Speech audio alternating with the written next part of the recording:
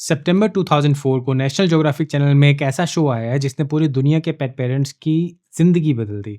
उनके दिल में एक उम्मीद पैदा कर दी कि वो भी डॉग को समझ सकते हैं, वो भी अपने डॉग को ट्रेनिंग दे सकते हैं और अच्छा डॉग ट्रेनर क्या होता है, बुरा डॉग ट्रेनर क्या होता है, वो उनको समझ आना शुरू हो गया। बेसिकली जो पब्लिक थी उसको समझ आना शुरू हो गया कि डॉग ट्रेनिंग होती क्या है। जैसे रामायण और मोगली के टाइम पे रोड्स खाली हो जाते थे, सारे बच्चे टीवी शोज पे चिपक जाते थे, वैसा ही एक शो था जिसमें डॉग ट्रेनिंग के बारे में बताया गया था। इस शो की वजह से पूरी दुनिया में डॉग ट्रेनर्स को सीरियसली लेना शुरू कर दिया लोगों ने, एज अ करियर ऑप्शन भी और एज अ ह्यूमन भी। एक नई टर्म आई, डॉग बिहेवियरिस्ट। तो डॉग बिहेवियरिस्ट वो लोग होते हैं जो बेसिक कमांड्स के अलावा भी चीज़ें ठीक कर सकते हैं, जैसे बिहेवियरल इश्यूज, एंजाइटी, एग्रेशन, इस टाइप के इश्यूज को भी फिक्स कर सकते हैं। और ऐसे इश्यूज होते भी हैं डॉग्स में, ये भी लोगों को नहीं पता था, बट इस शो के बाद सबको पता लगना शुरू हो गया। तो यहाँ से शुरू होती है बिहेवियरल ट्रेनिंग की, और शो का नाम था डॉग विस्परर। इसको लीड कर रहे थे सीजर मिलान। सीजर मिलान ने कुछ ऐसा करा जो पहले दुनिया में किसी ने नहीं करा था। ऐसा नहीं था कि इनसे पहले डॉग ट्रेनर्स नहीं थे, इनसे पहले भी डॉग ट्रेनर्स थे, बट जो मोस्टली अच्छे ट्रेनर्स होते थे वो डिफेंस फोर्सेस के पास होते थे और पब्लिकली इतना नॉलेज था नहीं अवेलेबल।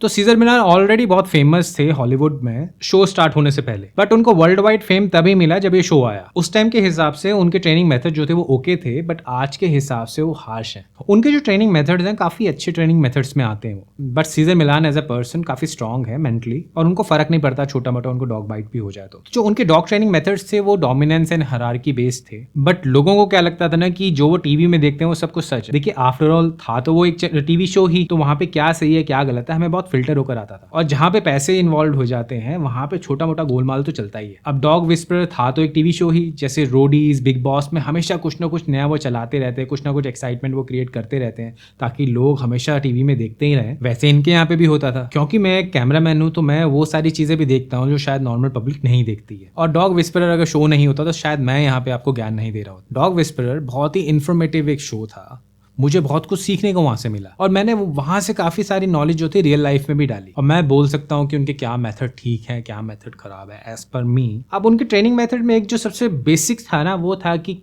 अगर कोई एग्रेसिव डॉग है तो वो छाती चौड़ी करके वहां पे जाते थे, उस डॉग को ठीक कर देते थे तो सब ठीक हो जाता था। ऐसी उनकी वीडियोज में आता। चलो एक पल को मैं मान भी लेता हूँ जो भी वो करते हैं बिल्कुल सही करते हैं, बट जब आप कुछ ऐसा रियल लाइफ में करोगे ना तो जो डॉगी होगा ना वो आपके मुंह पे काट। देखिए डॉग ट्रेनिंग में अग्रेशन जो होता है इसमें काफी सारी लेयर्स होती हैं, वो जो सारी लेयर्स थी ना वो वहां पे मिसिंग थी, वहां पे नहीं एक्सप्लेन कराते थे, क्योंकि अगर मैं लेयर आपको एक्सप्लेन करना शुरू करूँ तो इस पर मैं बुक लिख सकता हूँ। अगर मैं सेम अप्रोच यहाँ पे किसी डॉग के ऊपर करता हूँ तो काफी चांसेस होते हैं कि वो डॉग मुझे काट भी सकता है, नहीं भी काट सकता। पर अगर सेम चीज आप करेंगे ना तो चांसेस आपके कटवाने के बहुत ज्यादा हो जाएंगे, क्योंकि यहाँ पे लेयर्स हैं।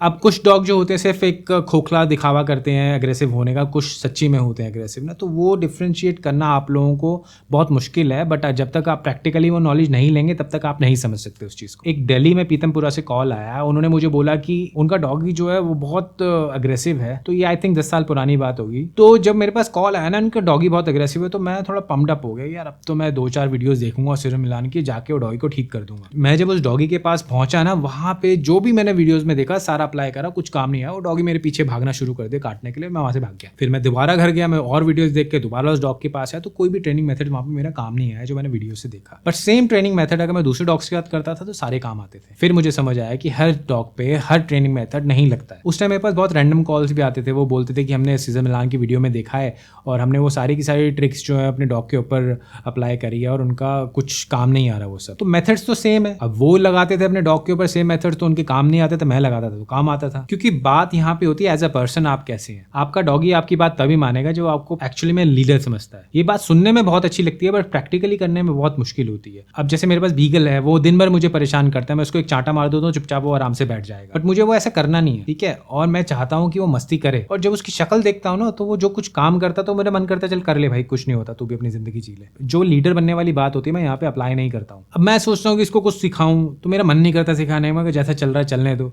बट कुछ जरूरी चीज होती है जैसे क्रिट ट्रेनिंग है, कुछ ऐसी चीज है जो कि उसको जरूरी सीखना है, लीश पुलिंग वगैरह, वो मैं सिखा देता हूँ। जब कुछ जरूरी लगेगा सिखा देंगे, जब नहीं लगेगा तो नहीं सिखाएंगे। तो और ऐसा नहीं होता जो आप टीवी में देखो वही सच होता है।